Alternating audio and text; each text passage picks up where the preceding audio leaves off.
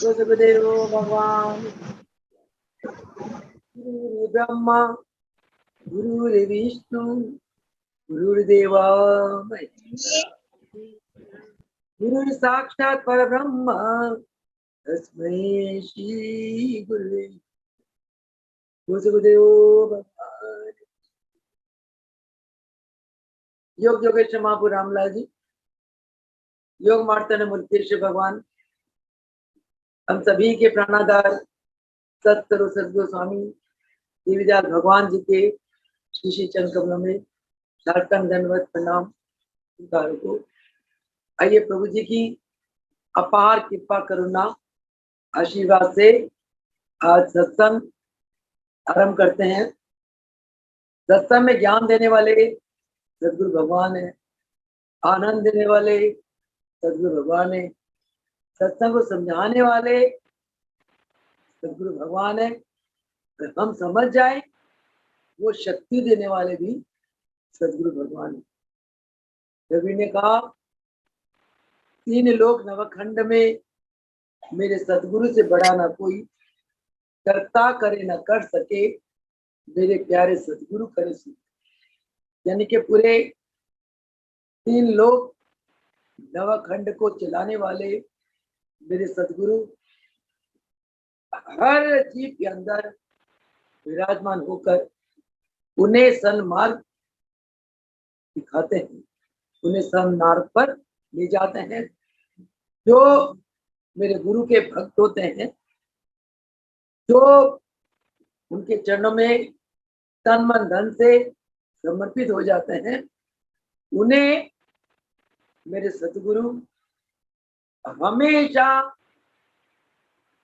सत की राह के लिए प्रेरणा देते हैं, सत्कर्म के लिए प्रेरणा देते हैं और परहित जीने के लिए जीने की उन्हें प्रेरणा देते हैं। गुरु अपनी समर्पित आत्माओं को दैविक गुणों से संपन्न देखना चाहते हैं। भक्त के अंदर ये दैविक गुण कैसे आएंगे, कौन सा रास्ता है, किस प्रकार आएंगे ये दैविक गुण, आज उसी के ऊपर चर्चा है हमारी। कि महाराज जी फरमाते हैं, दैविक गुण आते हैं दैविक कर्मों से, दैविक विचारों से, सात्विक मन से, परहित की भावना से, निस्वार्थता से और काम क्रोध लोभ मोह अहंकार युक्त आचरण, जो प्रकृति के विरुद्ध आचरण है, उन आचरणों का त्याग से और आत्म चिंतन से, इन बातों से शिष्य के अंदर दैविक गुण प्रवेश कर जाते हैं। शिष्य उन दैविक गुणों से संपन्न होते हुए अपना कल्याण करता हुआ गुरु की प्रसन्नता को प्राप्त करता हुआ अन्य को भी भवसागर से पार कर देते हैं। उनके अंदर भगवान की एक ऐसी शक्ति आ जाती है, उस शक्ति से स्वयं तो तरते ही है, अन्य को भी तराने में। महाराज जी ने आत्म चिंतन के ऊपर प्रकाश डालते हुए हमें ये समझाया, हमने अपना जीवन को कैसे जीना है, अपने जीवन को कैसे दैविक बनाना है। क्योंकि हमारे धर्म ग्रंथ कहते हैं, क्या योग क्या है? योग एक जीवन जीने की कला है। योग वह साधना पद्धति है जिस साधना पद्धति से हमारी नैतिक, बौद्धिक, आध्यात्मिक संस्कारों का विकास होता है। योग वह साधना है जिससे हमारी व्यक्तिगत और सामाजिक संस्कृतियों का स्तर ऊंचा हो जाता है। योग वह पद्धति है, वह साधना पद्धति है जिस पद्धति के द्वारा हमारी जीवात्मा परमात्मा में अभेद हो जाती है, यानी कि इसी जीवात्मा में हम परमात्मा की विद्यमान अनुभूत करते हैं। तो महाराज जी फरमाते हैं कि आत्मचिंतन क्या है? आत्मचिंतन के द्वारा ही हम दैविक गुणों से संपन्न हो सकते हैं। आत्मचिंतन है कि दुनिया में हम पैदा हुए, क्यों पैदा हुए? दुनिया में हम अपने श्वासों को पूरा करने के लिए, जीवन यात्रा को चलाने के लिए, जीवन यात्रा को तय करने के लिए ये संतान पैदा हुए। इस यात्रा में महाराज जी फरमाते हैं कि हमारी यात्रा सुखद आनंद में तभी होगी जब हम इस यात्रा में चलने वाले यात्रियों के साथ आपस में मिलजुल कर रहेंगे, प्रेम भाव से रहेंगे, परहित की भावना से रहेंगे।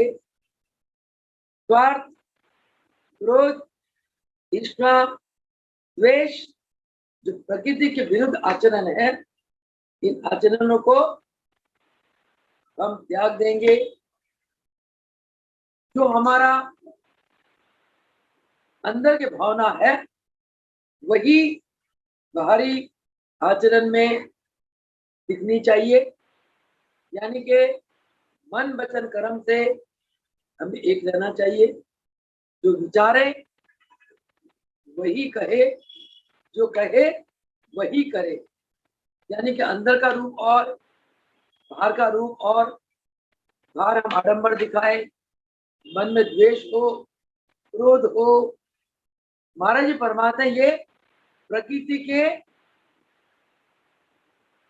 आचरण के विरुद्ध है, ये प्रकृति के नियम के विरुद्ध बात है।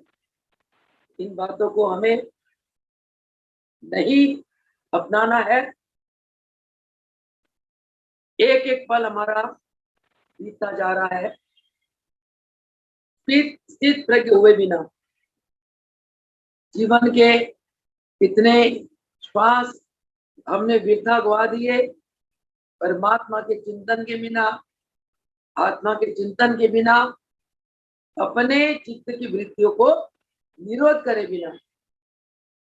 जब तक हम चित्त की वृत्तियों को निरोध नहीं करते, यानी कि एक योग की फिर शांति, फिर आनंद में अवस्था को प्राप्त नहीं करते, तब तक ये कामना वासनाएं हमें घेरे रखती, इच्छाएं हमें घेरे रखती हैं, और यही कामना वासना इच्छाएं हमारे जन्म और मरण का कारण बनता है।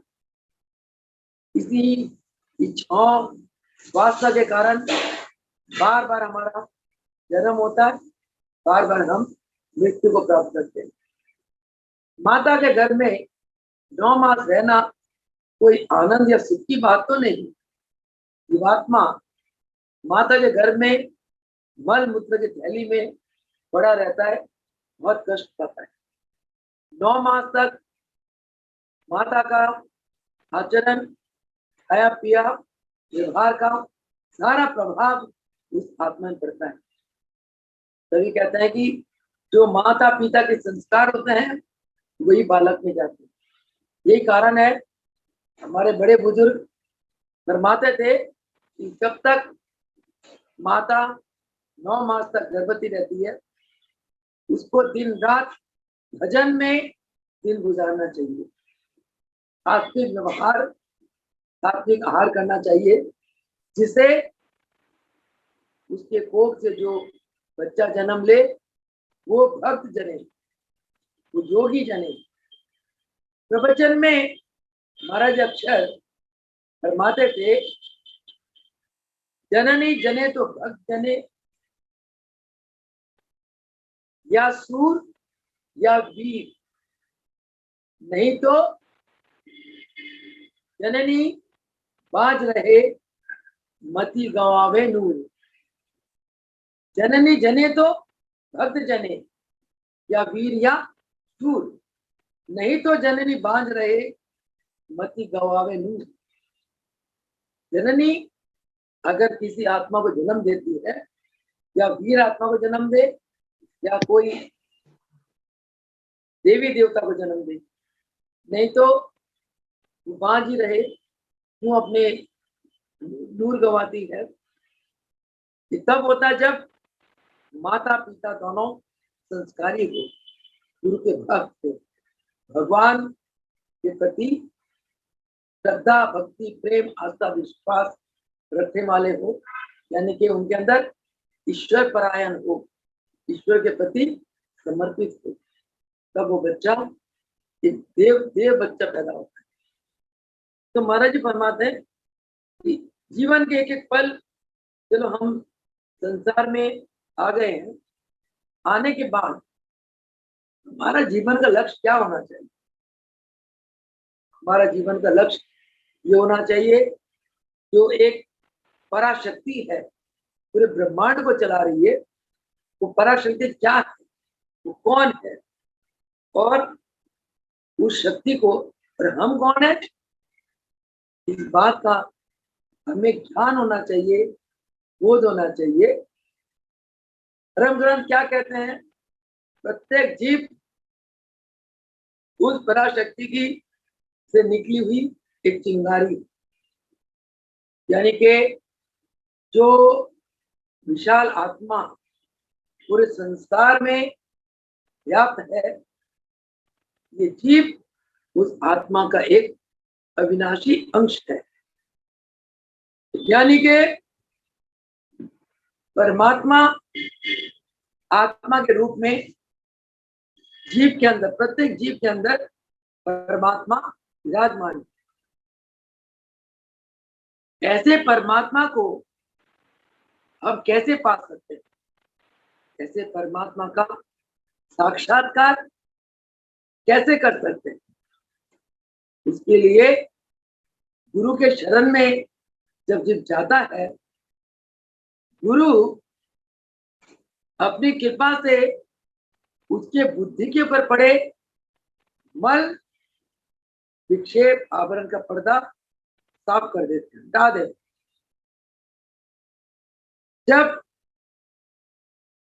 गुरु की कृपा से उसकी बुद्धि स्वच्छ हो जाती है, उसके बुद्धि के ऊपर पड़ा अंधकारमय पर्दा हट जाता है, तब उसके अंदर ज्ञान की जागृति होती है। बुद्धि के ऊपर जो अज्ञानता का पर्दा, वो पर्दा क्या है? अहंकार का पर्दा है, अहम का पर्दा है। और अहंकार या अहम कब आता है? जब जीव का मन विचलित रहता है। मन विचलित कब होता है? ये बड़ी एक दूसरे से कनेक्टेड बात है और आसानी से समझ आ जाती है, ये अनुभव करने वाली चीज है कि मन विचलित कब होता है?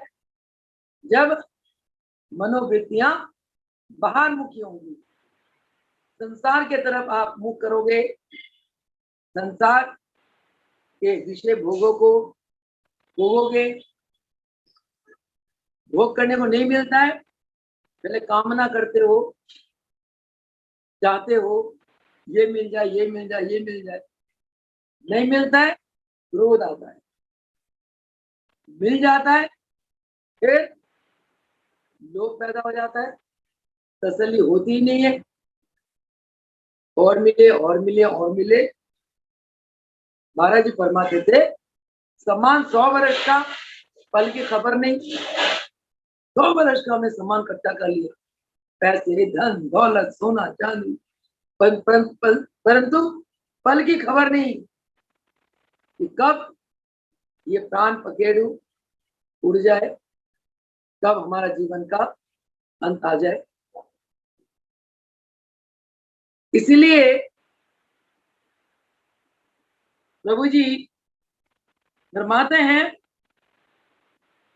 कि अपने जीवन को जीवन बनाने के लिए बिना आडंबर के जो हमारा स्वाभाविक धर्म है, उदार चित्त रहो, उदार चित्त के साथ गुरु की आज्ञा का पालन करो।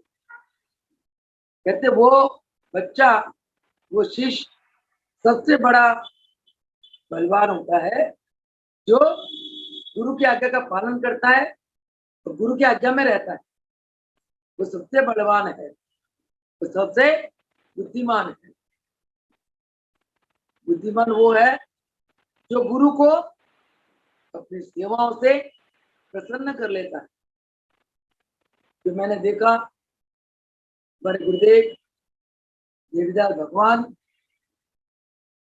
न रूप में किस प्रकार अंतक सेवाएं करके अपने गुरुदेव की आज्ञा का पालन करते हुए गुरुदेव को प्रसन्न करके इतने महान ईश्वरीय वरदान प्राप्त किए।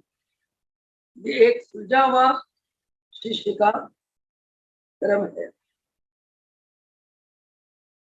महाराज जी फरमाते हैं कि गुरु चरणों की सेवा से गुरु को आप कैसे प्रसन्न कर सकते हो? जब आप विवेक के साथ, लगन के साथ, एकाग्रता के साथ गुरु चरणों की सेवा करते हो, भाव के साथ, श्रद्धा के साथ, और अपने विवेक को बिगाड़ने वाला राग द्वेष से बहुत दूर रहते हो। सेवा में भी अगर आपके अंदर राग द्वेष आ जाता है, आपकी विवेक बिगड़ जाती है, गुरु की प्रसन्नता से आप दूर हो जाते हो। अगर आप राग द्वेष से हटकर बड़े संतोष भाव से, एकाग्रित मन से, लगन से गुरु चरणों की सेवा करते हो, तब आपको आपका मन विचलित नहीं होता, आपका मन धर्म से विचलित नहीं होता, और अपने धर्म में स्थित होते हुए आपका मन, आपकी बुद्धि आपको सेवा करने के लिए प्रेरित करता है। आप करते हो तो गुरु की कृपा और आशीर्वाद को आप प्राप्त कर लेते हो, गुरु को प्रसन्न कर लेते हो। इसलिए महाराज जी फरमाते हैं, अपने मन की वृत्तियों को संसार से विमुख करो, क्योंकि संसार के विषयों में कोई सच्चा सुख या सच्चा आनंद नहीं। धन ले लो, संपत्ति ले लो, भौतिक चीजें ले लो, जब आप इनको प्राप्त करोगे, आप करते हो, आपको लगता है कि मैं बहुत सुखी हूँ, बहुत आनंदित में हूँ, परंतु आपको ये नहीं पता चलता कि जो आप संसारिक वस्तु को प्राप्त करते हो उसका अंतिम दुख है। क्योंकि जब आपको प्राप्ति हो जाती है, आपको लगता है मैं तो राजा हूँ, ये सारी वस्तुएं मेरे अधीन है। एक दिन ऐसे आता है, आप उनकी इच्छाओं के इतने दास हो जाते हो कि वो संसारिक वस्तुएं आपके ऊपर खड़ी होके राज करती है और आपको राजा से भिखारी बना देती है। क्योंकि जब संसारिक इच्छा आपकी बुरी होती है, आपकी कामना वासना को अंत ही नहीं है, बढ़ता चला जाता है। जितनी बढ़ेगा उतना आपका मन विचलित, जितना मन विचलित अंदर से आप अशांत। अंदर की अशांति ये बड़ी दुख देने वाली है। अंदर से शांति कैसे पाओ?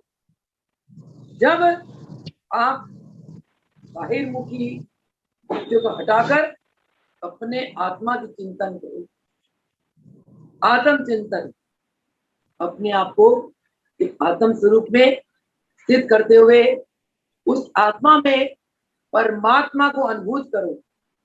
ये कब होगा? जब आप बार बार प्राणों में ईश्वर का नाम लोगे, अजपा जाप करोगे, महामंत्र का जाप करोगे।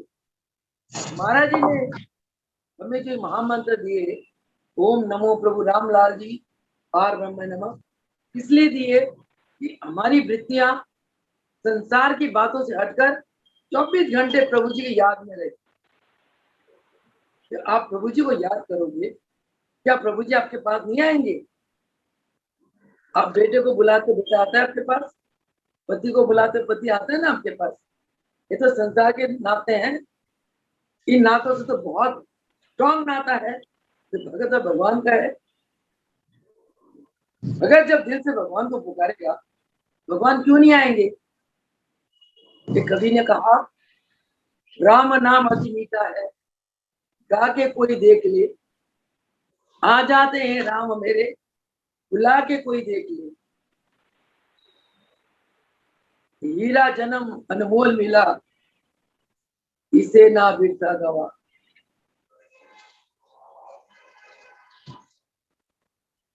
बिकने को तैयार प्रभु, तो मोल चुका के देख ले। तो भगवान हर पल भगत के लिए, भगत की रक्षा के लिए, भगत की विकास सुनने के लिए भगवान तत्पर रहते हैं। परंतु भगत भगवान की तरफ मुंह नहीं करता, संसार की तरफ मुंह करता है। कैसे सुखी रहेगा? जो सुख के भंडार है, आनंद के भंडार है, आनंद का सागर है, उनको छोड़ के तुम छोटे छोटे तालाबों में भागते हो।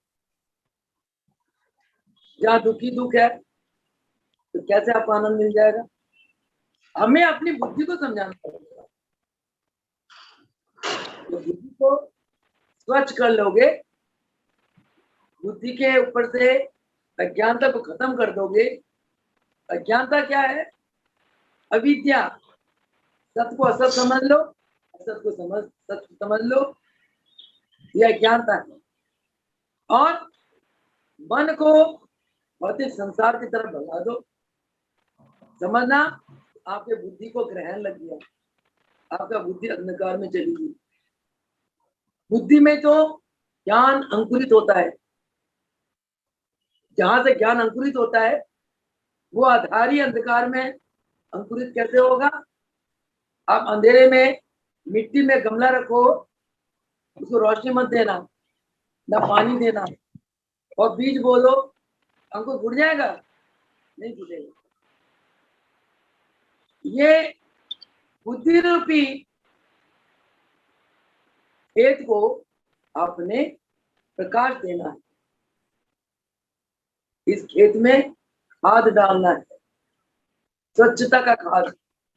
इस खेत में जल डालना है, अमृत जल। ये कब मिलता है?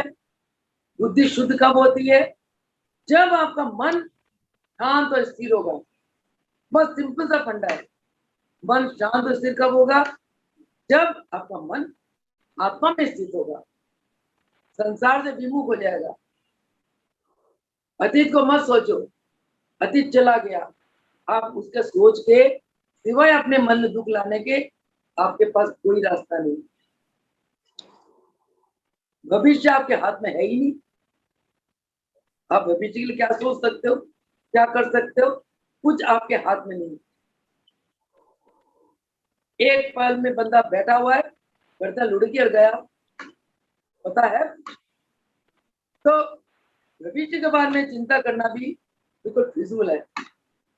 एक चीज आपके हाथ में है, वर्तमान। वर्तमान को आप स्वयं संवार सकते हो। वो कैसे? वर्तमान में प्राणों का चिंतन करो।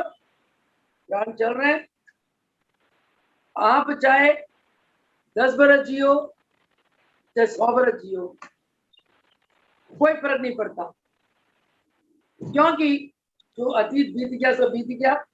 या आपके जीवन के 70 साल बीत गए, 80 साल बीत गए, फिर क्या? या आप 10 साल 20 साल जियो, फिर क्या? अतीत आपको कुछ नहीं देगा, भविष्य कुछ नहीं देगा। कौन देगा? वर्तमान देगा। वर्तमान सदा के लिए है, वर्तमान कभी खत्म नहीं होता। वर्तमान में कैसे जियोगे? योगा चित्तवृत्ति निरोधा, निरोध करो, कंट्रोल करो। कैसे निरोध होगा? यत्र मन लियते तत्र प्राण लियते, यत्र प्राण लियते तत्र मन लियते। जहाँ प्राणों को आप भगवान के नाम पे, गुरु मंत्र के नाम पे जैसे प्राणों का विस्तार करते हो, प्राणों को बहुत आनंद मिलता है। जैसे तालाब की मछली को पकड़ के समुद्र में डाल दो, इतना बड़ा समुद्र हो जाएगी वो। तालाब में तो इसको डर रहता है सांप ना काट ले, ना मछली काट ले, ना कोई और ना खा जाए, परंतु उसको जब समुद्र में डाल दोगे, इतना विशाल समुद्र में, रहने को डरनी, बड़ी आनंद रहती है। इसी प्रकार जब आप प्राणों को संकीर्ण रखते हो, दुख कष्ट ये आते रहते हैं, फिर आप प्राणों का विस्तार करते हो प्राणायाम के द्वारा। प्रभु जी फरमाते हैं प्राणों को गहरी लंबी लो, वो को छोड़ो, प्राणों का विस्तार हो जाएगा। जब प्राणों का विस्तार हो जाता है, इस प्राण को बहुत सुख, बहुत आनंद मिलता है। मन का स्वभाव क्या है? मन जहाँ आनंद मिलता है वहीं भागता है। बाहरी चीजों का आनंद आसानी से मिल जाता है। रसगुल्ला पड़ा है, मुंह में डालो, मुंह में पानी आ रहा है, प्राण चला गया रसगुल्लों में, हाथ आगे बढ़ा, मुंह में डाला, आनंद आ गया। उसको ये नहीं पता उसी रसगुल्ला से उसको शुगर हो जाएगी, उसी रसगुल्ले से मीठा से मोटापा बढ़ जाएगा, एसिडिटी बढ़ जाएगी, हड्डियां गल जाएंगी, वो नहीं पता, बस स्वाद चाहिए, रसगुल्ला खा लिया। तो ये संसारिक हर पदार्थों का अंत दुख। तो विपरीत आपने प्राणों का विस्तार कर लिया, प्राण आनंद में है। प्राणों का जो आनंद मिला, मन संसार को छोड़ के प्राणों में चला जाता है, वो आनंद लेने लगता है। जब मन प्राण में लय हो गया, वहां मन की चंचलता रुक गई, मन स्थिर हो गया, रुक गया। इसी रूप देने के नाम ही योग है। रामरती के पिताजी और भाई जब नर्मदा के किनारे प्राण त्यागने के विचार से आ गए, रामलाल प्रभु जी का वहां डेरा था, पिता पुत्र आपस में बात कर रहे थे कि आज हम नर्मदा में लांग मार के प्राण त्याग के अंदर रामलाल प्रभु जी जो सत्संग कर रहे थे नर्मदा के किनारे, यत्र तत्र भ्रमण करते हुए ये आवाज सुनी, पिता पुत्र को बुलाया। पिता ने कहा महाराज आप अपने मस्त रहे, हमारे बारे में सुन के क्या करोगे आप? महापुरुषों का इस प्रकार निरादर नहीं करना चाहिए। ये संत महापुरुष नजर आते हैं, महापुरुष बड़ा आपको कोई प्रश्न पूछने ज्यादा है, आप विनम्रता के साथ इसको शांति से जवाब दो। पिता ने प्रणाम करा प्रभु जी को, ये कहा प्रभु हमारे घर की बेटी वो गलत संगत पे चली गई, ये गलत संगत के कारण हम समाज में मुंह दिखाने के लायक नहीं रहे। हम सोचते हैं कहना तो मानते नहीं है, हम ही अपना प्राण त्याग दें। प्रभु जी ने कहा ये देवदुल्लभ मानव झोला इस प्रकार आप त्यागोगे, आपकी आत्मा की मुक्ति नहीं होगी, आप भूत पिशाच बन के भटकोगे और कष्ट पाओगे, क्या फायदा होगा? उन्होंने कहा प्रभु क्या करें, आप सब बताओ, आप महापुरुष है, आप हमें दिशा दें। प्रभु जी ने फरमाया कि क्या वो बेटी आपकी इज्जत नहीं करती है? सीता ने कहा हाँ महाराज, अपने यार दोस्तों के साथ हाथ में शराब की बोतल लिए और मस्तियां करती है और घर से भी कई बार गुजरती है। ऐसे बातचीत चली रही थी, रामरती आ गई, प्रभु जी ने बुला, उन्होंने कहा बेटी तुम एक अच्छे हिंदू समाज में हो, इस समाज में ये जो तुम यार दोस्तों के साथ गलत संग करते हो ये मर्यादा नहीं है बेटा, तुम क्यों करते हो ऐसे काम? रामरती ने क्या कहा कि प्रभु आनंद के लिए। सोचने का अच्छा, इसलिए यही आनंद तुमको चाहिए? जैसे हाँ प्रभु, मैं आनंद के लिए करती हूँ, अपना दोस्तों का घूमती हूँ, आनंद लेती हूँ। प्रभु ने फरमाया बेटी अगर इससे भी ऊंचा आनंद हम आपको दे दे, ये आनंद छोड़ दोगे? कि प्रभु इससे भी कोई बड़ा आनंद है? प्रभु ने फरमाया हाँ, माइक म्यूट करो भाई, बहुत देर से डिस्टर्बेंस हो रही है। आप लोग समझदार हो, सत्संग चल रहा है, आपको स्वयं इस बात का ध्यान रखना चाहिए कि सत्संग में प्रभु जी की बातें चलती है, प्रभु जी की लीलाएं चलती है, ज्ञान की बातें प्रभु जी देते हैं।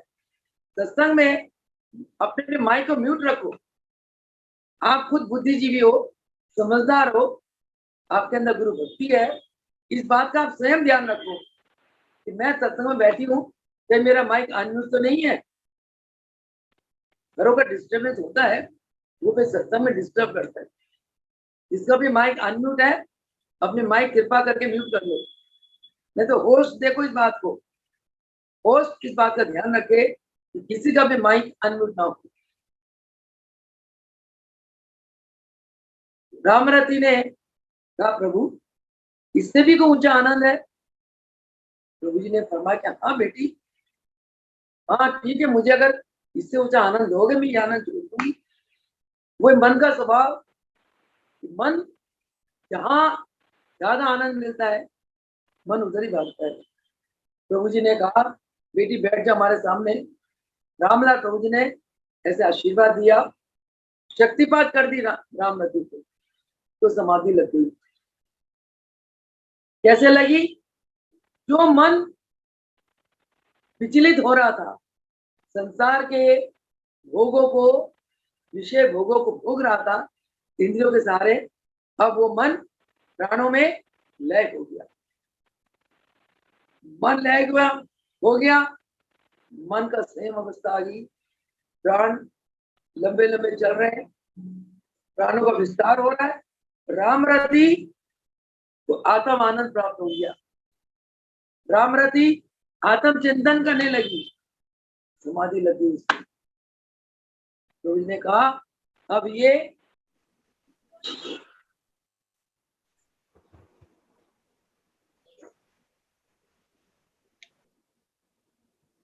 आपको प्रभु जी की कृपा से प्रभु जी कहलवा रहे थे रामरती की अवस्था कहाँ, वो एक व्यभिचारिणी समाज की टूटा नारी थी, कहाँ हमारे प्रभु जी ने, हमारे भगवान ने इसे आशीर्वाद दिया और उसको एक सिंपल नारी से देवी बना दिया।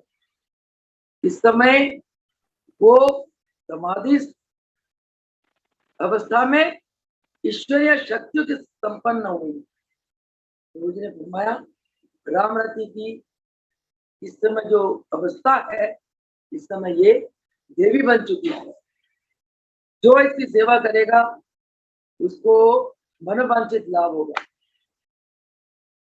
गांव वालों ने प्रभु जी से प्रश्न करा प्रभु क्या इस देवी की सेवा का अधिकार पिता पुत्र को ही है, परिवार वालों को ही है, या अन्य भी कर सकते हैं? प्रभु जी ने फरमाया अब ये आत्म अवस्था में स्थित हो गई है, जो भी श्रद्धा से इसकी सेवा करेगा उसे मनोवांछित फल मिलेगा। काफी दिनों तक रामरती समाधि में रही।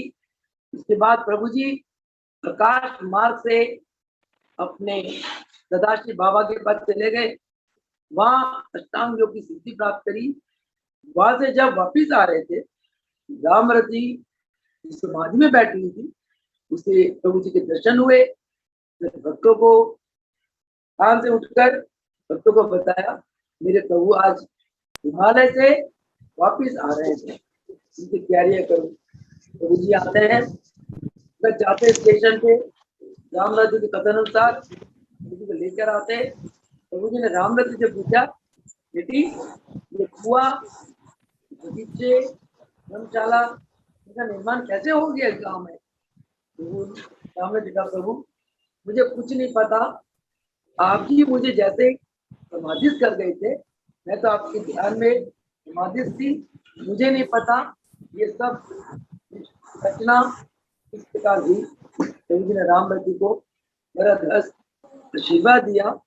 इसीलिए महाराज जी ने दृष्टांत से हमें यही समझाया कि मन ही मुक्त का कारण है, मन ही बंधन का कारण। मन से ही सुख है, मन से ही दुख है। इस मन को काबू करो।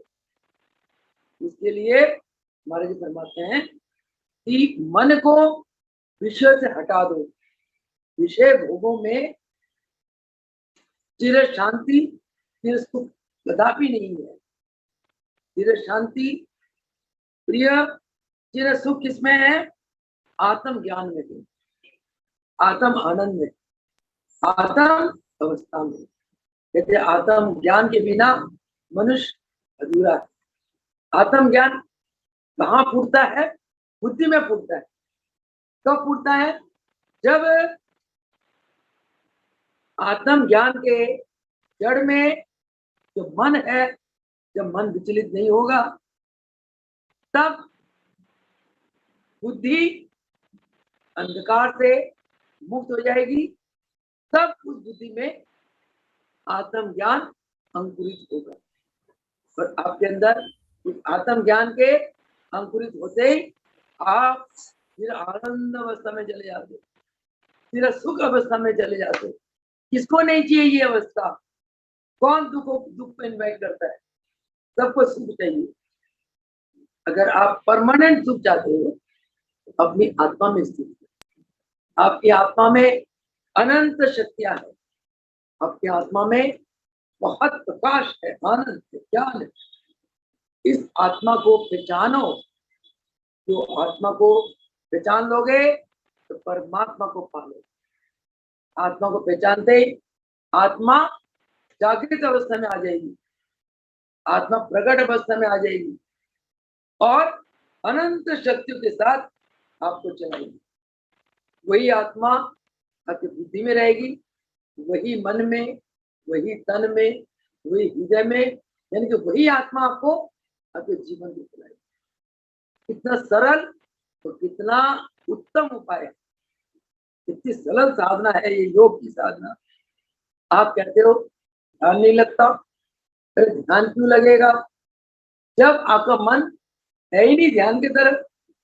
आपका मन है प्राण चिंतन में है ही नहीं, आपका मन आत्म चिंतन में है ही नहीं, आपका मन सिर्फ संसार की चीजों की चिंतन में है। मेरा बेटा, मेरा बेटी, मेरा बहू, मेरा पोता, मेरा पोती, ये नौकरी लग जाए, ये पैसे आ जाए, ये व्यापार हो जाए, ये हो जाए, हो जाए। ये सब 84 के चक्कर में आपका मन घूमता रहता है। बाहरी आडंबरों में आपका मन फंसा रहता है। तो कैसे आत्मचिंतन करेंगे? प्रेम गलियति सांकड़ी, या मैं दो ना समय, या मैं था वहां तू नहीं, अब तू है तो मैं नहीं। सिंपल सा फंडा है। या संसार को बसा ले अपने दिल में, या बसा ले सनम अपने प्रियतम को बैठा लो। जब आप अपने पति देव के बारे में सोचते हो, उन्हें याद करते हो, आप बड़े रोमांचित हो जाते हो। क्या तब आपको बेटा बेटी और पोते पोती याद आते हैं? नहीं आते, क्योंकि आपका मन अपने पति के भक्ति में, पति के प्रेम में रमा हुआ है। कैसे को दूसरा आ जाएगा? अनुसुईया पति इतनी पतिव्रता नारी थी, उसकी पतिव्रत धर्म को परीक्षा करने के लिए ब्रह्मा विष्णु महेश आ गए भिखारी बनकर। माई भिक्षाम देही, नहीं सुनती अनुसुईया, माई भिक्षाम देही नहीं सुनती, माई हम क्रोधातुर हो जाएंगे, भिक्षाम देही। फिर आई वो पति की आज्ञा लेके, महाराज मैं अपने पति की सेवा कर रही हूँ, पतिव्रत मेरा परम धर्म है, उनकी सेवा से मुक्त होकर आपको भिक्षा दे दूंगी। सेवा से आ जाती है, भिक्षा लेकर देने के लिए कहते नहीं, हम निवस्त्र भिक्षा लेंगे। पावर थी पतिव्रत धर्म का उसको, जो कहते एक साधे सब साधे, सब साधे सब जाए। एक को मान लो, एक ईश्वर, एक गुरु, एक पति परमेश्वर, एक को मान लो, आपके मन में पावर आ जाएगी, सब शक्ति स्ट्रांग हो जाएगी। तभी तो कहते हैं योगी लोग संकल्प करते पूर्ण होता है। क्यों? क्योंकि योगियों की मन इतना काबिज होता है, योगी इतने एक में रम जाते हैं, उनकी संकल्प शक्ति तो कोई चैलेंज नहीं कर सकता, जो संकल्प करते हुए पूर्ण हो जाता है। उसने संकल्प करा इनको वस्त्र कैसे दूं, ये तो भिखारी बड़े बड़े, मैं नारी, नारी चोले का मर्यादा होता है। एकदम विवेक में आया, आत्मा ने कहा चावल ले, अपने पति का नाम ले, इन दिनों पे छिड़क दे, बच्चे बन जाएंगे। आत्मा की आवाज अनुष्ठा को सुनाई दी, चावल लिए, पति को प्रणाम करा, तीनों को चिट्टा मारे, तीनों बच्चे बने गए। बच्चों के आगे क्या बस क्या नाम उसका, बच्चा तो बच्चा ही है। तीनों के तीन पार्ला में लिटा दिया, तीनों अंगूठा चूस रहे, अपना आऊ आऊ करे जा रहे, मस्ती मार रहे। उधर तीनों देवियां सरस्वती, लक्ष्मी, पार्वती परेशान हो गई। अरे हमारे पति लोग मृत लोग में गए थे, सुबह के गए, अभी तक आई नहीं, शाम हो गई। वो आ गई वहां, उन्होंने ध्यान से देखा, अनुसुईया के घर गए थे। अनुसुईया को पूछा हमारे पति आए थे तुम्हारे यहाँ और शाम हो गई, घर ही नहीं लौटे, आप बताओ कहाँ हमारे पति। क्रोधातुर हुई, वो हंस पड़ी, शांत भाव से मुस्कुराई, अच्छा पतियों को ढूंढने आए हो, चलो आप कमरे में चलो। अच्छा अपने पतियों को पहचान लोगे? कहते तुम कैसी औरत हो, हम अपनी पतियों को नहीं पहचानेंगे। फिर हंस पड़ी, आओ चलो।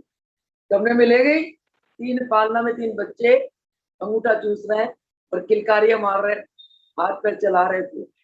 जब बाल गोपाल लड्डू गोपाल किलकारी मारता है माँ यशोदा के आगे, फिर जी वो परेशान हो गए, पसीने छूट गए उनके। कहता हमें हमारे पति तो पहचाने में ही नहीं आ रहे, तीनों एक से बच्चे, बच्चे कैसे पहचाने जाए। जब नर्सरी में माता जन्म देती बच्चों को, तो डॉक्टर उस बच्चे के हाथ में माता के नाम का टैग बना देते। टैग अनुसुईया ने कौन सा टैग लगाया था? ये ब्रह्मा है, विष्णु है, महेश है।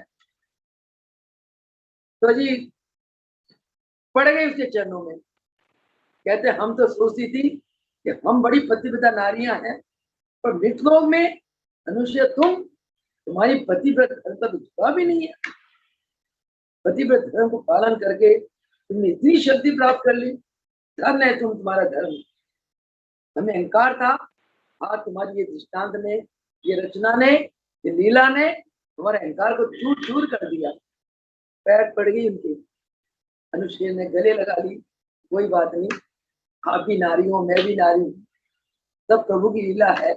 फिर उसके अंदर अहंकार नहीं आया अनुष्ठेन को। फिर उन्होंने फिर गुरु का नाम लेकर, अपने पति का नाम लेकर चावल को मंत्रित करा, तीनों को छिड़क दिया, तीनों ब्रह्मा विष्णु महेश के बीच प्रकट हो गए। ये हुआ कि जब आप जिसको चाहते हो उसमें रम जाओ। गुरु को चाहते हो पर आपके हृदय में गुरु के सिवा कोई ना आए। इष्ट को चाहते हो, इष्ट के सिवा कोई ना आए। बेटे को चाहते हो, बहू को चाहते हो, पोता, किसी को चाहते हो, एक को चाह लो। जो प्रेम है ना, प्रेम तो आपके अंदर प्रकट होता है। ढाई अक्षर का प्रेम का नाम ही भगवान है, प्रेम का नाम ही ईश्वर है। ईश्वर क्या है? प्रेम लो, प्रेम दो, ईश्वर मिल जाएंगे। करके देखो, अगर किसी के प्रति राग द्वेष रखते हो, भगवान को नहीं पा सकते। भगवान मिलते हैं प्रेम में। कहते प्रेमी क्या वो प्रेम बनकर प्रभु दरबार में आया कर, नित आया कर, और नित झाड़ू लगाया कर, और मन के मैल को साफ किया कर। ऐसा भजन है। प्रेमी बन के प्रेम से गुरु दर पर आया कर, और मन के विकारों का नित झाड़ू लगाया कर, मन के विकारों को धोया कर। ये होता है सेवा से, नम्रता से, दीनता से, दासता से। इसीलिए प्रभु जी फरमाते हैं कि अगर आत्म उत्थान कर लेते हो, तब आपके अंदर सुख दुख दोनों बराबर हो जाते हैं। सुख में आप भगवान का शुक्राना करते हो, दुख में धीरज धर लेते हो, क्योंकि आपके अंदर ये ज्ञान आ जाता है कि दुख हमेशा तो रहता नहीं है, आता है चला जाता है। आंधी आती है चली जाती है, बारिश आती है चली जाती है, धूप आ जाता है।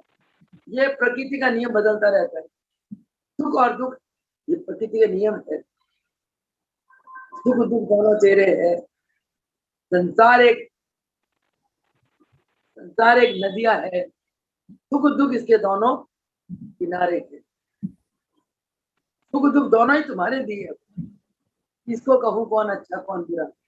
ये अवस्था है जो आत्म चिंतन करता है।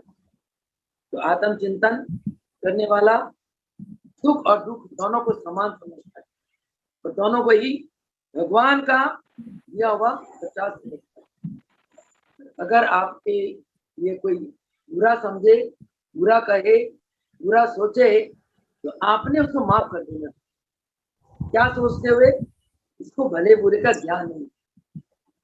क्षमा करना, दया करना, ये बहुत बढ़िया दैविक ईश्वरीय गुण है। महाराज जी अक्षर फरमाते थे, दया धर्म का मूल है, नरक मूल अभिमान।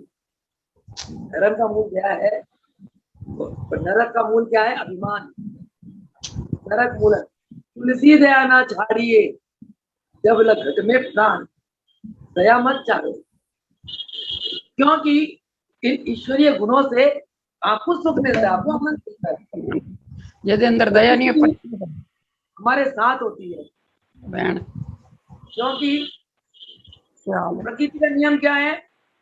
देखो, प्रकृति कितनी दया करती है हमें। बिना बिल के हवा देती है, बिना बिल के हीट देती, हीट लाइट देती है, बिना बिल के पानी देती है। प्रकृति खुद धूप बर्दाश्त करती है और हमें छाया देती है। ये हमारे आंगन में एक इतना बड़ा सारा पीपल का पेड़ है, बेचारा दिन रात सर्दी गर्मी धूप में बरसात में खड़ा ही रहता है, और पूरे आश्रम वालों को ऑक्सीजन देता है खूब। प्रकृति करती, प्रकृति परहित में जीती है। तो हम भी प्रकृति के संतान हैं। प्रकृति में 5 तत्व है, हमारा शरीर 5 तत्वों से बना हुआ है। प्रकृति चाहती है कि मेरा जीव जो है ये भी मेरे जैसा बने। अगर हम संतोषी होंगे, दयालु होंगे, परोपकारी होंगे, खुद तप करके दूसरों को सुख देने वाले होंगे, तो प्रकृति हम पे बड़ी खुश होगी। और ये गुण किसके हैं? प्रकृति के गुण।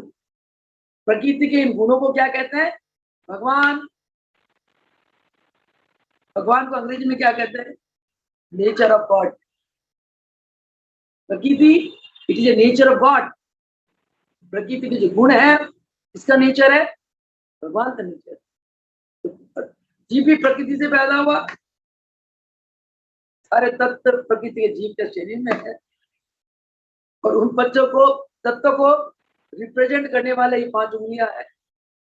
ये अंगूठा अग्नि तत्व को रिप्रेजेंट करता है, पहली उंगली वायु तत्व को, बीच की आकाश तत्व को, तीसरी पृथ्वी तत्व को, चौथी जल तत्व को। इन उंगलियों को हम अलग अलग आकृति दे देते हैं और हमारे अंदर की ये तत्व बैलेंस हो जाते हैं और हम निरोगी हो जाते हैं। जब प्रकृति करती है, प्रकृति कितनी हेल्प करती है हमारी, तो हम भी प्रकृति की तरह प्रकृति के नेचर को लेना है, तब प्रकृति हमसे सहमत रहेगी, तो प्रकृति हमसे संतुष्ट रहेगी। और कहते हैं कि जो लोग ईर्ष्या राग द्वेष काम क्रोध में फंसे रहते हैं, कहते हैं उनके साथ तुम भी ईर्ष्या राग द्वेष काम क्रोध मत करो, क्योंकि कहते हैं कि जो अंधा होता है, दृष्टिहीन होता है, उसको ना सफेद रंग दिखाई देता ना काला रंग दिखाई देता, दोनों रंगों में अंतर नहीं नजर आता। तो जो तामसिक वृत्ति वाले होते हैं उनको आप अज्ञानी समझो, उनको दृष्टिहीन समझो, उनको ज्ञानहीन समझो और उनको समझो कि इनको भले और बुरे का कोई अंतर नहीं। ये तो क्षमा का पात्र है, ये दया का पात्र है, ऐसे पर दया करो। हमारे गुरुदेव को देखो, विश्व में कितनी कमियां थी, होती है, अभी भी है, और जाने अनजाने शिष्यों से गलतियां हो जाती है, परंतु गुरुदेव क्षमा के सागर है, दया के सागर है। वो हमारी गलतियों को मिनटों में सेकंडों में माफ कर देते हैं। तभी हम कहते हैं कोई गलती हो जाती है, कष्ट आता है ना, हम क्या कहते हैं, हे नाथ बख्श दो, बख्श दो, नाथ बख्श दो, जाने अनजाने मेरे को लोग मैंने की केड़ी गलती हो गई, हे नाथ। तो कहते हैं हम संसारिक लोगों को, अज्ञानी लोगों को तो बख्शो बख्शो नहीं कहते हैं। अज्ञानी लोग क्या कहेगा, हाँ जेड़ा कर्म किता सी उन्हें भुगत, देर तू कितनी है उन्हें तू भुगत, असी की कर सकते। गुरु कहते हैं भगवान को, हे भगवान ये जीव है आपका है, इसे गलती हो गई, हे प्रभु माफ कर। ये एक संत का स्वभाव है, गुरु का स्वभाव। तो जिनका स्वभाव ऐसा होता है वो सदा सुख में आनंद में रहते हैं, प्रकृति उनके साथ होती है, प्रकृति उन्हें आशीर्वाद देती है। इस प्रकार हम हर एक जीव के प्रति सहानुभूति, दया, ममता और प्रेम रखना चाहिए, तभी हम अपने अंदर फिर शांतिमय, फिर आनंदमय अवस्था प्राप्त करेंगे, और तभी हमारी वृत्तियों की स्थिति हमारे आत्मा में होगी, तभी हम आत्मा को महसूस करेंगे, आत्मा को जान पाएंगे, और दिन रात आत्मा का ही चिंतन हम करते रहेंगे। और जो दिन रात जीव आत्मा का चिंतन करता है वो सदा सदा के लिए मोक्षी हो जाता है, माया उसके ऊपर प्रभाव नहीं डाल सकती, उसका मोह क्षय हो जाता है। मोक्ष का मतलब मोह जमा क्षय, मोह का क्षय होना, तो जिसका मोह क्षय हो गया वो जीवन मुक्त आनंद अवस्था को प्राप्त कर लिया। यही आत्म चिंतन का एक है, आधार है, और इसके ऊपर और बहुत सी बातें हैं। आत्म चिंतन एक बहुत ही कमाल का विषय है, क्योंकि हमारे योग में क्या है, आत्मा परमात्मा का मिलन योग, ये आत्मा का जानकारी, आत्मबोध केवल योग अभ्यास से होता है। इसके ऊपर आप बहुत सी प्रभु जी कुछ ज्ञान देना चाहते हैं, वो हम कल के लिए रखते हैं, पेंडिंग कल के लिए। आज इन्हीं शब्दों के साथ यहीं पर जो प्रभु जी ने स्वयं अंदर बैठकर दिलवाया, तो इन्हीं शब्दों के साथ हम गुरुदेव का लाख लाख कोटि कोटि रोम रोम श्वास श्वास शुक्राना करते हुए इन्हीं शब्दों के साथ आज के सत्संग को विराम देंगे और प्रभु जी के चरणों का बार बार शुक्राना करेंगे। हे नाथ, धन्य है आप, धन्य है आप, धन्य है आपका अवतार। इन्होंने हम बच्चों के कल्याण के लिए इस धरातल पर अवतार लिया, बुरी वृत्तियों से हमें बचा रखा, हमारे अंदर आध्यात्मिक वृत्तियों से हमें हमारे आत्मा को ओतप्रोत कर दिया, हमारे विचारों में आध्यात्मिकता लेके आए और हर पल हमें आध्यात्मिक पथ पे आप धीरे धीरे धीरे धीरे आगे बढ़ाते जा रहे हैं। और आपकी कृपा से हम सभी बच्चों को ऐसा विश्वास है, इस प्रकार धीरे धीरे धीरे धीरे चलते चलते एक हम मंजिल तक पहुंच जाएंगे। इस जन्म में नहीं तो अगले जन्म में, अगले जन्म में तो उससे अगले जन्म में, चाहे 7 जन्म लग जाए, किसी न किसी जन्म में हे प्रभु आपके आशीर्वाद से हम अपनी मंजिल तक पहुंच ही जाएंगे। इस विश्वास के साथ और उत्साह के साथ हम एक एक पल आप के नाम में गुजार रहे। हे प्रभु आप धन्य है, आपका लाख लाख शुक्राना। बोल सकते हो भगवान की जय, बोले योगेश महाप्रभु रामलाल जी की जय हो, भगवान की जय हो, सत्स्वरूप देवीलाल भगवान की जय।